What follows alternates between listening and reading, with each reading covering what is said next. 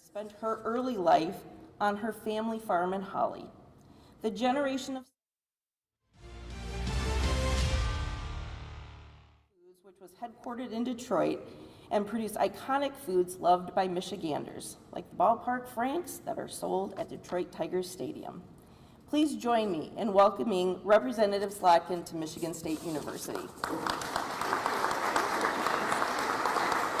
Thank you, Dean. Well, good afternoon, everybody. Thanks for being here. Looking forward to what I am sure will be a nice, engaging conversation on an issue that I feel really strongly about, and in the context of this really important year that's going on where we're trying to negotiate the once every 5-year farm bill.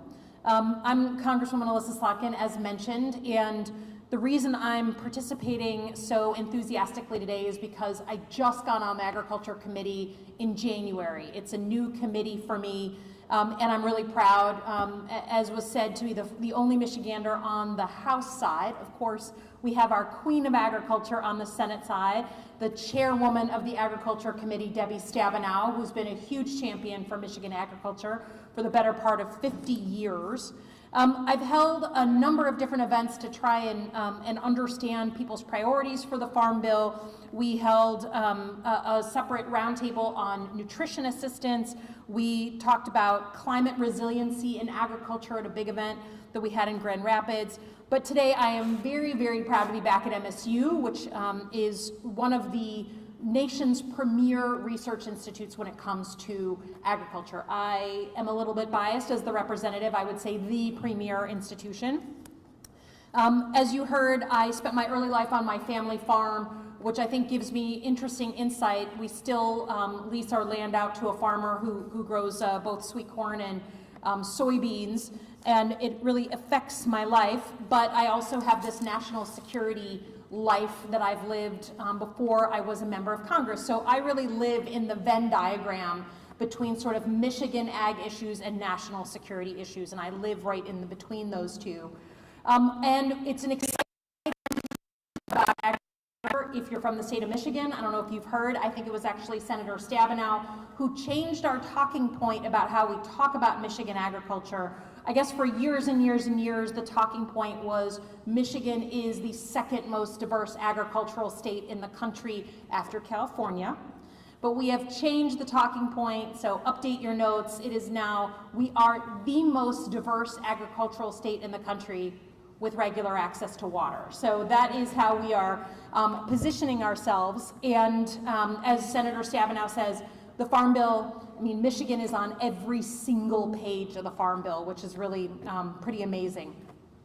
So as a national security person, I came to the Ag Committee on the heels of our experience with COVID. So COVID, for many people, really made me obsessed with the issue of supply chains, right? Suddenly the average American who never thought about supply chains was wondering about their toilet paper and about things like masks and gloves, and we're thinking about microchips and how you can't build a car without 300 microchips and where do they come from? And for me, in the middle of COVID, given that my entire family is in the meat business, and even though we sold the family business, every one of my cousins, my uncles, they're still in that business in some form or fashion, I was getting calls in the middle saying, if there's not protein on the shelves of American grocery stores, Americans are gonna panic, right? We're gonna have a problem. Americans have never seen empty shelves in their lifetime. So what's gonna happen to us? And I called Senator Stabenow and I said, you know, you're the chair of ag, are we as a nation able to feed ourselves by ourselves? And the answer was yes, but it was like an elongated yes. And I said, was that by design or by accident? And she said, it's largely still by accident. And I feel very strongly, and my guiding principle is that the United States of America should always be able to feed itself by itself. That bad things happen when we create dependencies on other countries for basic goods. And that is twice as important when it comes to our food and feeding ourselves. So I've become hyper-focused on the issues of supply chains, and in particular, focused on the issue vis-a-vis the great power competition with China and the Chinese government. As a policy, I think a leading policy conversation today, I think, is how do we, in an environmentally conscious way, continue to strengthen agriculture in the United States so that we're never in a situation like China is in, where they are dependent on the United States for almost 30% of their food. As a national security person, that totally changes the way you think about engaging in diplomacy, in military activity, in basics, if you know you are dependent on another country for food. So I never want that to happen to us, and that goes not just for our food, but for our agricultural land. We should always have a strong sense of who is buying our land and under what conditions they get to buy our land. And I'll talk about that in a second. So we know that global insecurity is on the rise. Food insecurity, excuse me, is on the rise. The conflict with Russia and Ukraine has made this extremely apparent. There was a moment there before the big grain deal that people might remember, where we were starting to study which countries were going to become politically unstable first, because the price of food was going to go through the roof and people were going to be starving, right? That was something we were actively working on in intelligence circles and military circles. And we know that what happens in one part of the world deeply affects, what's going on in others. And we know that Americans have seen a rise in prices, not just from Russia and Ukraine, but exacerbated by Russia and Ukraine, in our groceries, in our average bill when we go to the grocery store. But to me, that is an area where a place like Michigan State and research is extremely important. How do we understand what global food insecurity is today and projecting out into the future? How much better or worse will it be, particularly around issues of climate change? That to me is where Michigan State has a real advantage. Obviously, climate change, I was at the Pentagon and helped co-write the first national security study of the implications of climate change, 2014. We did a report in Department of Defense. And we looked at what rising sea levels, what rising temperatures, an increase in storms, and an increase in the ferocity of storms would do to global insecurity writ large, largely driven by food insecurity, migration trends that would change because people couldn't farm their land, they couldn't get access to water. That was the first time the Pentagon started thinking about food insecurity as national security. And we know from even just recently, right, this is an area where we just had tornadoes touchdown, 7 touchdown in Michigan, 4 in this area, that if we see an increase in storms and the ferocity of storms, that is going to affect everyone here, and in particular, our farmers.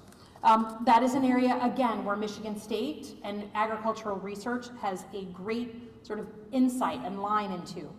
And then lastly, I would say, on great power competition, thinking about places like Russia and China, I think the greatest near-term threat to the United States, unfortunately, is the rise of the Chinese Communist Party and the return of that great power competition.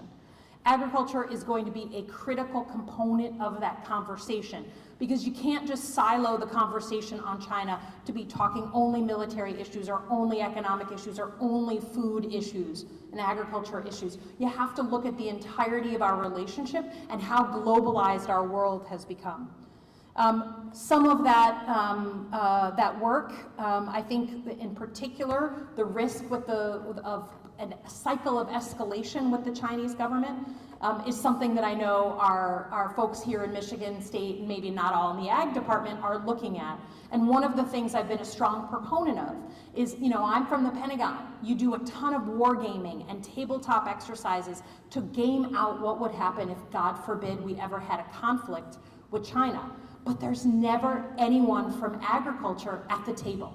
It's like a bunch of military generals, who I love dearly, sitting around and talking about the military side of the conflict. There's no economic leaders in the room, and there's certainly no agriculture leaders in the room saying, hey, if the Straits of Taiwan are cut off, here's what's going to happen to agricultural imports and exports. Hey, if we can't get access to fertilizer, what are we going to do? Here's some of the implications of that. So I've been pushing for that inclusion into the national security conversation. Not only do I feel strongly about agricultural research because I represent Michigan State, I also happen to have a brother who is a plant biologist. He studies the efficiency of crops, particularly in places like Africa, and so I always have like a scientist whispering in my ear about the importance of research. Research is important because we are lagging in our investment in agricultural research in the United States of America. We're lagging as it pertains to keeping up with inflation and sort of the amount of dollars being spent by the US government, but we're also lagging at a serious disadvantage from the agriculture investment that is going on from the Chinese Communist Party. They are eating our lunch when it comes to investment, and that is something I feel very, very strongly we need to reverse, and the Farm Bill is our opportunity to do that. Last thing I will just say is I'm glad we have the opportunity to talk about these issues. I urge the agriculture world to get more enmeshed with the national security world and vice versa. Because they do, you all are going to play a much more prominent role in the next 50 years than in the prior 50 years in maintaining global security. So thank you for your work in that. Thanks for the opportunity to come and talk today, and looking forward to the panel conversation.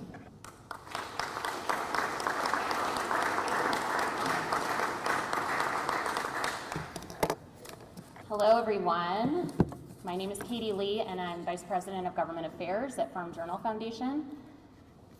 And I'm just really excited to be here, and thank you all for being here as well. Thank you, Congresswoman Slotkin, for being here, and our distinguished panel. It's a real pleasure to moderate this discussion, focused really on how agricultural research and extension improve global food and nutrition security, and I think teed up very nicely by the Congresswoman in her national security experience. For those of you who don't know us, Farm Journal Foundation, we are an independent, nonpartisan, nonprofit organization that works from the field to the classrooms to the halls of Congress to build a more food and nutrition secure future for us all.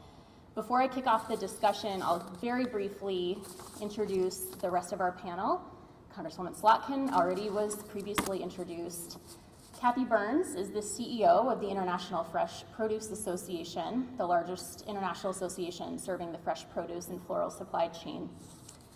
Ken Nobis, who is very familiar to me as a farmer ambassador for Farm Journal Foundation, has been a Michigan dairy farmer all his life, and his farm includes 1,000 dairy cows and 2,800 acres of crops, including alfalfa, corn, soybeans, wheat, and others. So glad to have Ken here to bring that producer perspective.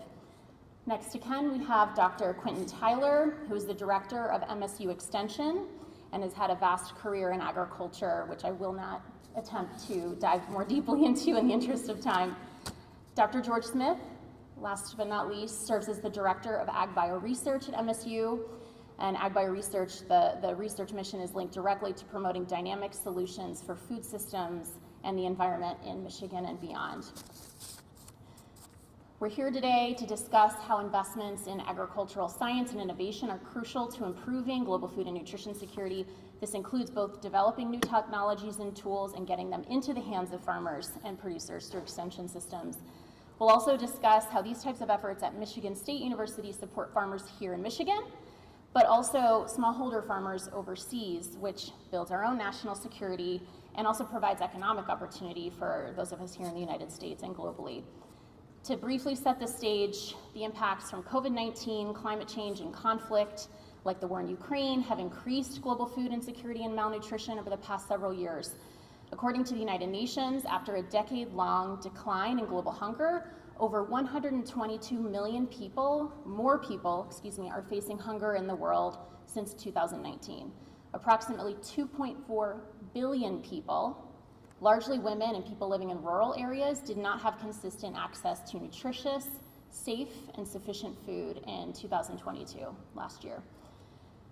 Last year, the US government spent nearly 3 times as much on emergency humanitarian assistance overseas as on agricultural research, and more than 7 times what was spent on long-term agricultural development programs like through the Feed the Future initiative Feed the Future Innovation Labs. There are 2 located here at Michigan State University and many other that is led by the U.S. government.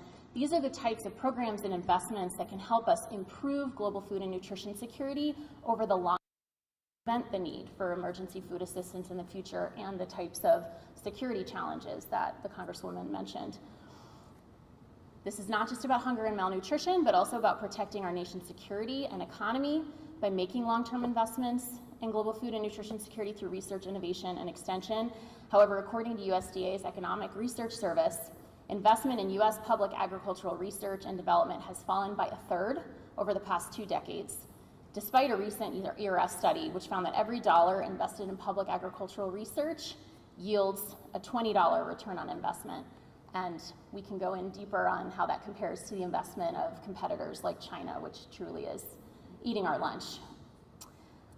Before we get started into the panel conversation, we will try to leave some time at the end of the discussion with our panelists for audience Q&A. My colleague Kelsey Barnes is in the audience, and we'll give a warning maybe 5 minutes or so before she'll move around the room. You can raise your hand, and she'll take down your name and information and be able to bring the questions that we'll have time to address at the end of this discussion. And of course, we won't keep you. We'll end promptly at 2 so we can get to the ice cream that I am also very much looking forward to. But first, Dr. Smith, I'll start with you. It would be great if you could orient us a little bit to what's happening now at Michigan State University, the research that is being funded from the U.S. government and through the Foundation for Food and Agriculture Research, FAR, which is an entity that receives funding through the Farm Bill. How important are these dollars to the university? How are they being leveraged? How will this research impact U.S. agriculture, particularly Michigan farmers and ranchers, but also to help meet global nutrition needs? Well, great question, Katie. I could speak for an hour, but trust me, I won't. I'll keep it brief because I'm really looking forward to the dialogue. It's really hard to know where to start in addressing this question. We are so fortunate in Michigan to have the tremendous partnerships we have with our agriculture commodity groups and general farm-based organizations in the state. Our partnerships with the Michigan Department of Agriculture and Rural Development, how we all work together to solve problems that's impacting Michigan agriculture now and in the future. And our faculty take those dollars of support that come from the state level, whether it be our base budget for AgBioResearch, paying faculty salaries, special programs that I don't have the time to talk about today, and leverage those dollars into additional funding from, federal agencies and beyond. And there's so many examples I could give you of tremendous cutting edge research, and I can't talk about everything. The work we're doing on regenerative agriculture, the work that our plant breeders are doing, and a whole host of commodities, potatoes, dry beans, blueberries, wheat, etc. Developing the varieties of those important agricultural crops that are needed for the future for Michigan, production in Michigan and beyond. We have a history of leveraging those technologies and taking them out on both across the U.S. and beyond. But to give you kind of one example of a success story, I'm going to talk about the work that was done at Michigan State. It was originally funded by a large $5 million grant from the USDA National Institutes of Food and Agriculture, focused on genomic selection for feed efficiency in dairy cattle. Tremendous improvements in genetic selection in dairy cattle have really transformed the industry. And our producers here in the state get more milk per cow than any other state in the country. We're all proud of that. But Dr. Mike Vanhar and colleagues decided we need to start looking not just at production, but factors that influence how efficient a cow is. And they started doing genomic selection research focused on feed efficiency and really made some great progress. And that work was also leveraged by funding from the Michigan Alliance for Animal Agriculture, a program here in the state, and then was funded by the Foundation for Food and Agriculture Research and Dairy Cattle Breeding Coalition, I think I got that right, in the U.S., to really leverage those data. And now I'm pleased to report that feed efficiency is part of the genetic index that's available to our dairy producers, so that they can not only select for increased milk production, but cows that can produce a lot of milk but not require as much feed. That's important from a sustainability perspective for our producers, both in terms of their own operations and environmental sustainability in the future. And we do leverage those results and take them around the world. One other example real quick would be the Legume Innovation Lab.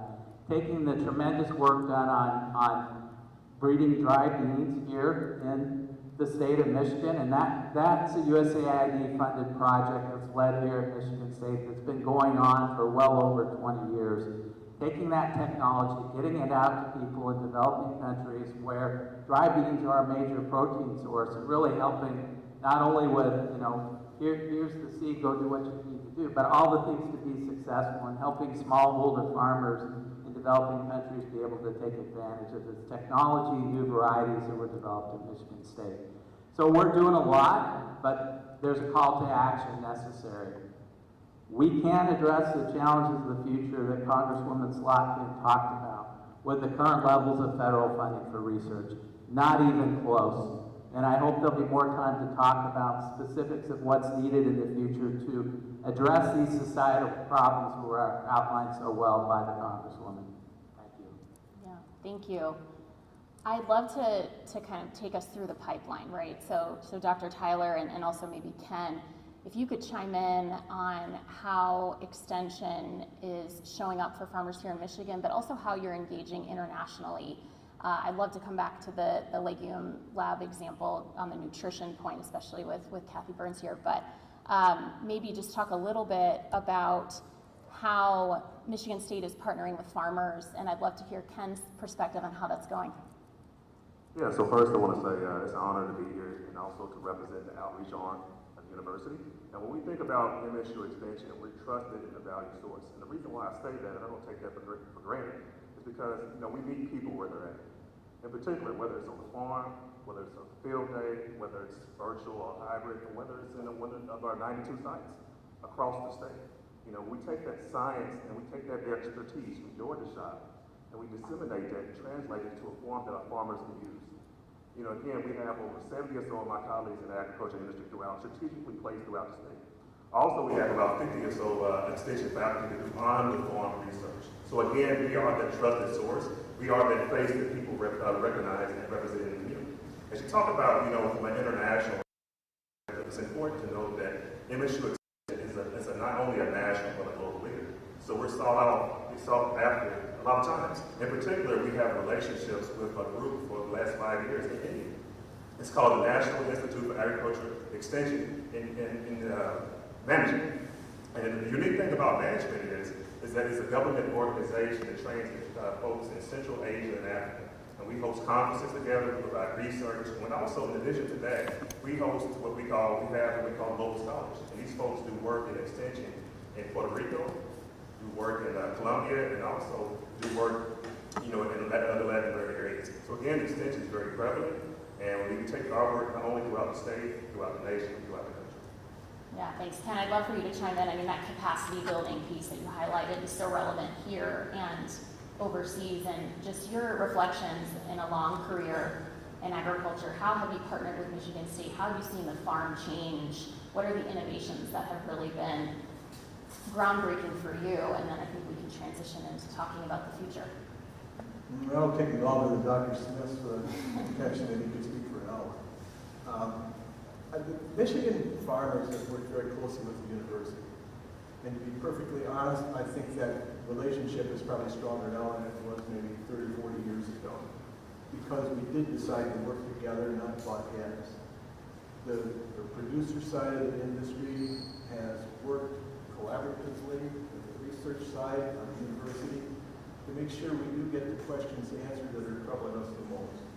And I think that's really important to move forward as a team. Because as a team, I know it's kind of old and trite, but you can get a heck of a lot more done working together. And as George was explaining about the genetic issues, actually Michigan State was way ahead of the curve in another issue, and that's animal care. Because it's not just genetics and nutrition that makes Michigan the largest producer per cow, milk production per cow in the nation. A day like today reminds you of the research that happened in the 1980s to keep the cows more comfortable in this hot weather. And that was primarily conducted here at the university. It was open-sided barns was the first issue, and the next issue was sand-bedded barns, so the cows have to bathe at the beach every day of the year. And then we figured out how to remove the sand from them in order to recycle it. Then we put fans in the barns to keep the cows even cooler. So we've really been involved in cow comfort for a lot longer than what got popular in general society. But it's just that working together is the biggest thing that I see.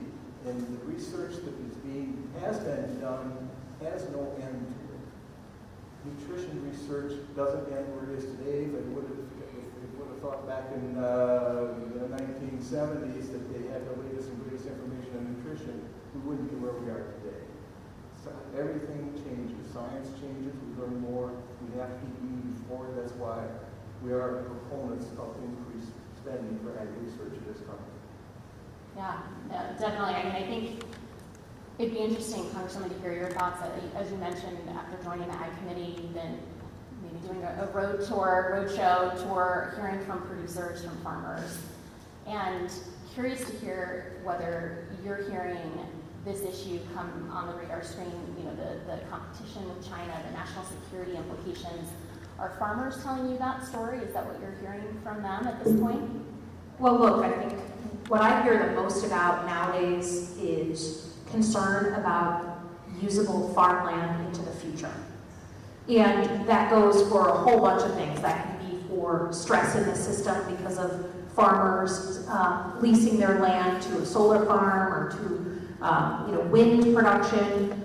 It can be farmers getting out of business because there's not that next generation that's interested in farming, and how do we inspire and support the next generation of farmers to get into the business when it's so difficult and unpredictable as an industry. But then the potential for a company affiliated with the Chinese government to buy our land.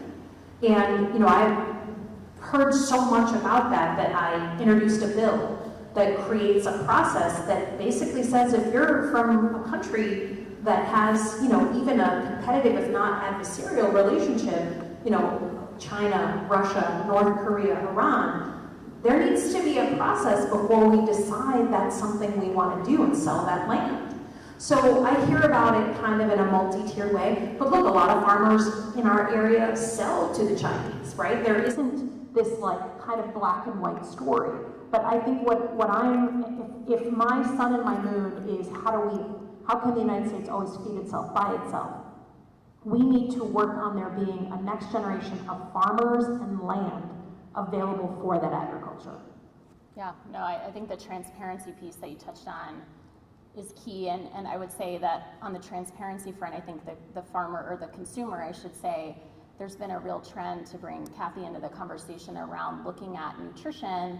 We have a crisis of malnutrition across the world, whether that's overnutrition and obesity and overweight, or undernutrition, impacts in lower and middle income countries of stunting or wasting, which if you miss that first 1,000-day window of conception to age 2 of a child with proper nutrition, that has long-term impacts across their entire life. And if you magnify that across a country, you can think about what the cognitive development challenge and lack thereof can do from a national security perspective. But thinking more about the nutrition piece here, I'd love to hear from you as you look toward the future and the types of innovations in the nutrition space, how that can link up here to the U.S. consumer, but also in a global picture. What are those trends that you're seeing? What does the future look like from your perspective on innovation in nutrition? I think it's pretty simple. Eat more fruits and vegetables. In all seriousness, first of all, it's great to be here at Michigan State with all of you. The #1 state in agriculture, fruits and vegetables, most diverse with water. Great. It is a pleasure to be here. Thank you, Congresswoman, for the leadership that you are already displaying so quickly on the Agriculture Committee. And I would also be remiss if I didn't call out the Queen of Agriculture, I think you called her, Senator Stabenow, Chairwoman Stabenow. Prior to 2008, which wasn't that long ago, the Farm Bill did not include anything for specialty crops. Now specialty crops are at the table. That was because of Michigan. That's pretty incredible. and the leadership of Senator Stabenow to put that on the table. And now, with the leadership of Representative Slotkin, we have an outspoken and strong voice in DC at the federal level. So I'll turn to nutrition, and I do want to come back to research at some point in the conversation. We are certainly getting out marketed by fat, sugar, and salt. We know that, and the opportunity for us as an industry is, at the end of the day, all kidding aside, we need people to consume more fruits and vegetables. And the nutritional value associated with fruits and vegetables, we don't have to tell people that fruits and vegetables are healthy. We need to make sure that it's in the ecosystem and the structure of how we consume products every single day. We are also, at the International Fresh Produce Association, working on it at the macro level as well. You all know the stats. 1 in 10 Americans don't eat enough fruits and vegetables, or 1 in 10 Americans eat enough fruits and vegetables, so 90% of our population do not eat enough fruits and vegetables. If labor is a crisis for our industry, dietary quality, nutrition security is a crisis for our country. And there are many ways we can address it. One that I'll point to quickly is our advocacy around produce prescriptions. And produce prescriptions are exactly the way you sound. You have a medical care team, you go to the doctor, you may have a diet-related disease. Oh, by the way, we're spending $1.9 trillion in the medical community on diet-related diseases. So you go to your medical care team, you either have a diet-related disease or you're susceptible to one. Your doctor writes you a prescription for fruits and vegetables, you take that to the local supermarket, you fill it, and every month it's refilled, either paid for by Medicaid, 1115 waivers, or health insurance companies, depending on the state. And it gets into the culture, and we are tracking the results of those patients, and it's making a material difference in the indicators, especially as it relates to diabetes. The issue is we need to find a way to scale these programs nationally. Personally, I think the opportunity is through Medicaid. If you take all of the patients that are on Medicaid that already have a diet-related disease or are susceptible to a diet-related disease and give them $40 a month for fruits and vegetables, that's $14.4 billion in incremental sales in fruits and vegetables. I promise you the people in this room would care very much about seeing that lift in your business. So that's one that certainly comes to mind. The opportunity to scale that, certainly here in the U.S., is huge. There's opportunities right now using, as I mentioned, the Medicaid 1115 waivers. 4 states are already doing this, and the Veterans Affairs and the Indian Health Services are also running pilots. This is all coming out of the White House Conference on Food, Hunger, and Nutrition to be able to act against some of these really, really important programs. The other one I'm going to touch on briefly is medically tailored meals. That's another opportunity that should come to a theater near you. I have a particular disease tailored meals that would address. Precision health might be another way to say it. As we get more and more data and more understanding and visibility, quite frankly, to the data and the insights that are coupled with that data, we have the product and the answer to address these issues. Yeah, I'd love to have others chime in on this food and health linkage. We had a conversation back in May, I think it was, with the chairman of the House Agriculture Committee, Congressman Thompson from Pennsylvania, who I think really was starting to make more of those connections and think more about when you look at the NIH budget and huge numbers, which is fantastic, risen a lot over the past couple of decades. AgBioResearch, just, down here, and how important is it for food to be part of the health conversation? And the nutrition conversation really does extend internationally, and you talked about the bean example, but Ken, I'd love to come back to you as well to give some of your unique perspective more on the animal source food side around nutrition. Where are you seeing the trends from your perspective in the dairy industry as you look at nutrition? And how has innovation played a role in your farm in thinking about how to promote access locally? I know you've engaged in the response to Flint, the crisis there, but how has nutrition showed up for you and the linkages to research and innovation on your farm? Well, to start with, I've been in the dairy industry a long time, ever since I got out of the service in 1968. And I've always had a very high opinion, a lot of trust in dairy products for human health, and especially for kids. I think they say that the 9 months in utero, the first 2 years of a child's life is extremely important, and it's extremely important that they have dairy products at that point in their life.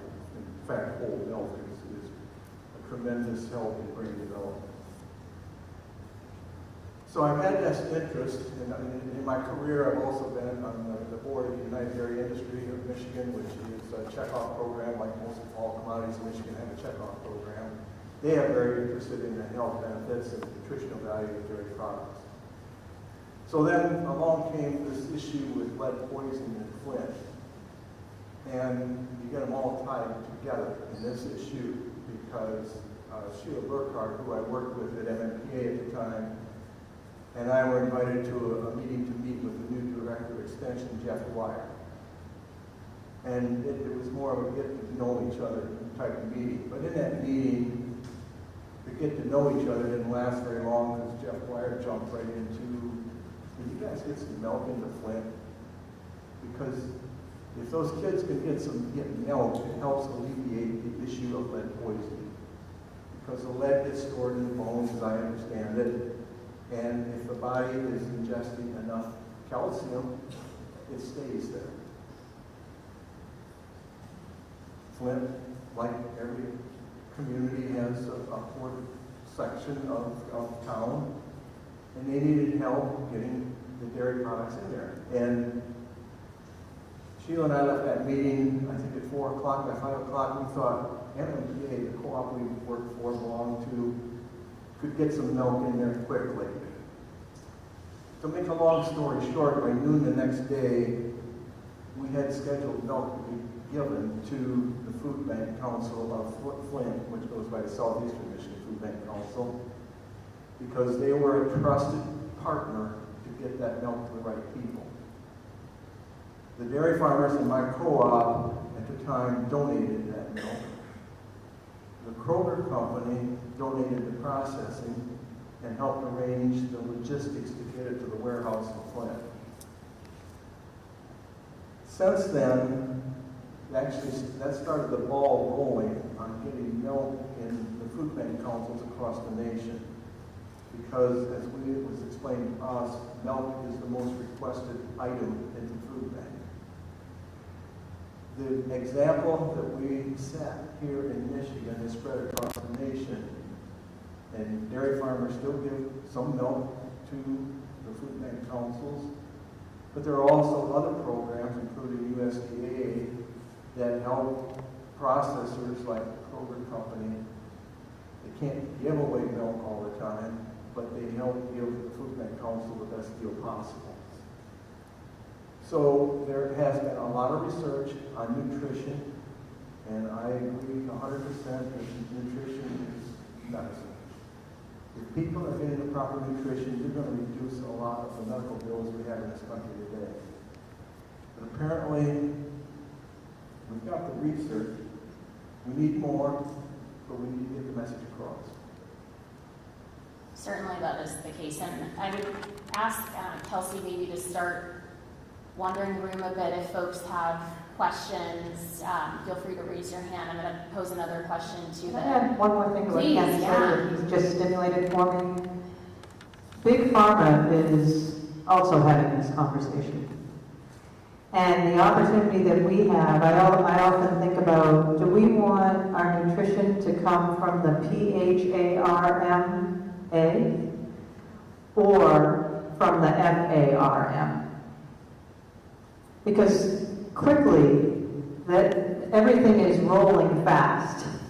And if we don't change the trajectory of human health of this next generation, this will be the first generation that will not live the same lifespan that their parents did. And I don't know about you, I don't want that happening under my watch. And we have the solution. You grow the solution. And I couldn't agree more with Ken. We have got to change the narrative about fruits and vegetables and dairy and legumes around this country, or we're going to be in a whole heck of a mess in the next years. Yeah, please. So one of the things I think about in terms of issue extension from my health and nutrition is that people are always asking us about the nutritional content of the food. As George talked about the increase of the need for federal and state dollars, we need that with the issue extension as well, because we have quality developed and staff that really are determined to get out there. But again, we need more funding at the federal and state level to get the message out there as you can. Because our folks, they're really interested to know where food comes from, food preservation. We do a lot of work with food safety. And again, as I mentioned earlier, we are that trusted source and people know who we are within the community. So just if folks have questions that they'd like to ask Kelsey, we'll be around, raise your hand, and we'll collect them. And I'm going to pose another question to the panelists while she's doing that. We talked about these future, these trends that are happening, how we're looking ahead to the future. We talked about the next generation in a couple of different contexts. But I'd love to hear from each of you about what you see in the future as being the most important, whether it be research trend or area to focus in on, or from a policy perspective, what is the top of the list of things that we can do, whether it be through a farm bill or another vehicle, to try to address these issues around lack of funding for research or making sure we're prioritizing the right areas to increase and improve nutrition. I'll start with you, maybe. So I'm going to start, and I believe 100% in the concept of food as medicine, and we can do tremendous work to improve human health under that sort of action, call to action. But we will not be successful if we don't address the underlying problems of food security in this country.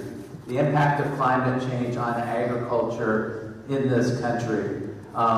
We look at what's happening out west, and you look at, in your world, a lot of the produce is produced in very, very concentrated areas. There are extreme threats related to climate change.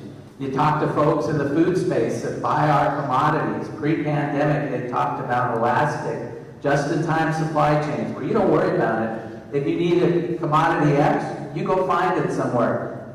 Folks, the world is changing, and if we people in the ag research space continue to brag about doing more with less, we're going to get less. We need a call to action. We have to talk to people that aren't vested in what we do. We are very good at preaching to the converted about the importance of agricultural research. And we have tremendous support from our stakeholders. We need a message that will carry with people that aren't in tune with agriculture, that don't understand and don't appreciate agriculture.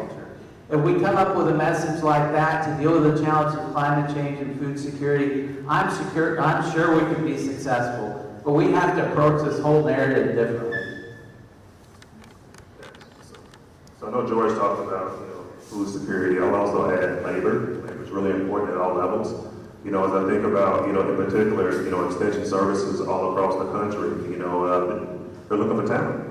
As we all know, and I say this time and time again, 1 in 4 jobs relates to agriculture. And there's a recent study by the University of Purdue that says over 30,000 jobs are left on the field annually in the food and ag space. So again, it's training that next group of talent out there, right, from all different types of backgrounds. But also, again, I'm going to go back to the communication and messaging. One of the things I've heard over my 20 plus years of extension is the best kept secret. Quite frankly, I'm tired of being the best kept secret. So I will call out the Farm Bill. Specialty crops represents 44% of the farm gate value. A couple of years ago, that was 50%. So on. 4% Farm Bill production investment. So to your point, George, the opportunity, especially on the research end, to get more funding to do more research. And you have a congresswoman that's already stepped up. We have, as the International Fresh Produce Association and our allies, we put together 109 recommendations for the Farm Bill. I know I don't have time to go through 109 recommendations now. I'd be happy to provide them to any of you who are interested, but one of them was around the Specialty Crop Research Initiative that gets currently federally funded $50 million. Our recommendation was to double that to $100 million. The Congresswoman put a marker bill, has already put a marker bill out to take that to $100 million. That's leadership. That is leadership. I also agree with labor. I smiled when you said labor. Number one priority for any farmer, actually producer of any kind that I talk to is labor. Another recommendation in the Farm Bill is to get a new source of funding to do research, to look at automation in the harvesting arena or production arena to ultimately offset some of the hundreds of thousands of open jobs that we have today. So there's opportunity to get incremental funding. If Congress isn't going to address agriculture workforce immigration reform, which that is what we've been advocating now for 36 years, that has to get better, but at the same time, we need funding to do the research to make us more efficient and effective. You know, I think for me, I guess we're all captured by our experience, but I've been at the table at the Pentagon, I've been at the White House, I've been at the CIA, the Director of National Intelligence, when they're making funding decisions. And there is tremendous opportunity to get, sort of move the ball forward on funding when it's in the name of national security, right? Think about how our world has changed since 9/11. And that incident, that attack, and how it changed TSA and how we get on a plane and what we can carry on a plane and Homeland Security and our border. We have just changed a lot in the name of national security, and often that's the right thing to do. Because I come from that experience, I see how that's not the orientation in ag. That's not the thinking about ag. That's not the approach. So that you're sort of like grasping at scraps for research because decision makers don't see it as vital to the security of the United States. So I think you expose senior leaders to the importance of ag. You expose the folks in the ag world to how decisions are made in the name of national security, and you bring that closer together, because it's really hard to say, no, we're going to go ahead, and let the Chinese Communist Party eat our lunch on research if it were for a national security issue. No, we don't do that, and nor should we. So I think it's about trying to expose this world and, get the national security world focused on agriculture. And we will help do that with you so that we can try to move the agenda forward for sure. I completely agree with the framing of reaching out to these other sectors, thinking about how to weave agriculture into the conversations around health and nutrition, around national security, etc. Just so important. And I'm going to turn it over to my colleague, Kelsey Barnes, Director of Government Affairs at Farm Journal Foundation, who was just collecting a few of your questions, and we have 8 minutes left to go. Kelsey. Yes, in consideration of time, I'm going to lump a couple of these questions together because some of them are more Farm Bill related and then others are more health related. But the first question is, we spend $1.7 trillion on food in the U.S., and then we spend $1.9 trillion on healthcare costs due to poor nutrition, $14.4 trillion globally. So is the clear and present issue food security or the everyday burden of the $1.9 trillion of what we're spending on healthcare costs? Wait, that can go to anybody on the panel. Yeah, Cathy just said yes.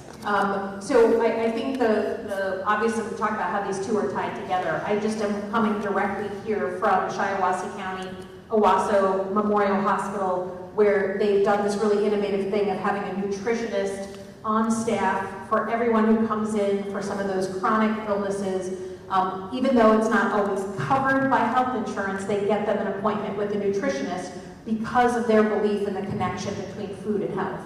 And that to me is, we're talking about agriculture, but we're also talking about the enormous health burden we have in the country. So I think the two are intrinsically linked, and some forward-thinking folks are now trying to think about that. Prescribing healthy food for children under 2, like if you think about, it makes total sense, it is the right thing to do, but you have to almost put it in those terms in order to get those programs across the finish line because people don't quite appreciate the role of nutrition in their lives. Yeah, I don't think they're mutually exclusive at all. I agree with the Congresswoman 100%. And we have programs now, like the WIC program, Women and Children, and they get a fruit and vegetable incentive. So what's happening now is usually the kids age out of WIC once they're done formula. Oh, we don't need WIC anymore. They're staying on WIC because they're getting the fruit and vegetable incentive. So now what are we going to do? We're going to cut it. We got children right now get $24 a month. They're going to $11 a month. Women get $40 a month. It's going to $13 a month. How many fruits and vegetables are you going to buy for $13 a month to the people that need it? So I think having both the conversation, I love the idea of wrapping it as a security issue. Quite frankly, that's what we're doing with immigration. We're saying, you want to fix our borders? Then let's have people come to agriculture in using the process that's laid out, legal process that's laid out. That's how you protect our borders. So I know that's a totally different subject, but I'm just relating it to the same thing. It's all tied together. Yeah, I would also agree from the extension standpoint. I talked a lot about, our investments in faculty in the College of Ag and Natural Resources. We also have investment in 67 colleges all across MSU, in particular the College of Social Science and Health Sciences and the College of Medicine as well, because we recognize those two are directly linked. I'm going to ask a question related to China, and then I'll go into one last question around the Farm Bill and talk about research within the Farm Bill. China, in their efforts to develop their ag industry, have a lot of research and development needs. How should Michigan State react to those needs, and does collaboration with China affect national security?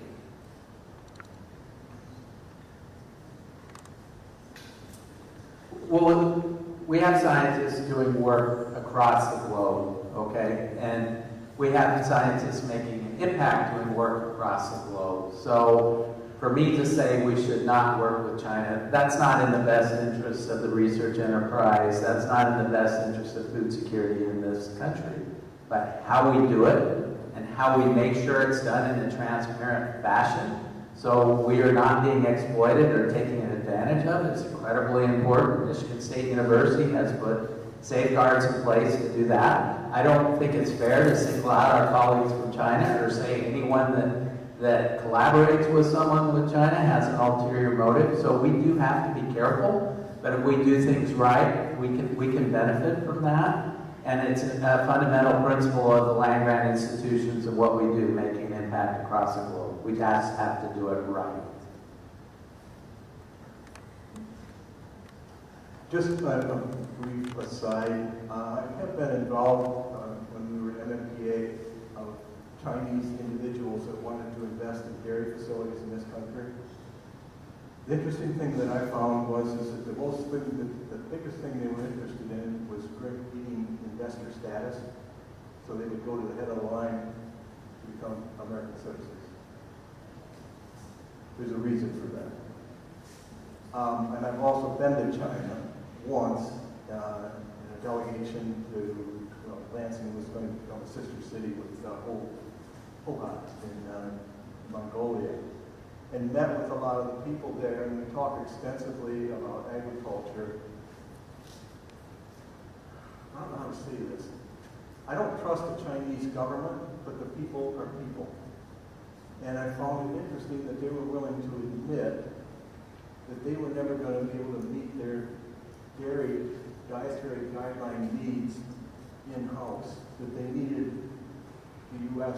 imports to make that happen. It's like I said, it confuses me. I don't know how to express myself on it. I like the people. I think there's possibilities there, and I don't, just turning your back on a whole region doesn't make sound sense to me. This next one is mostly for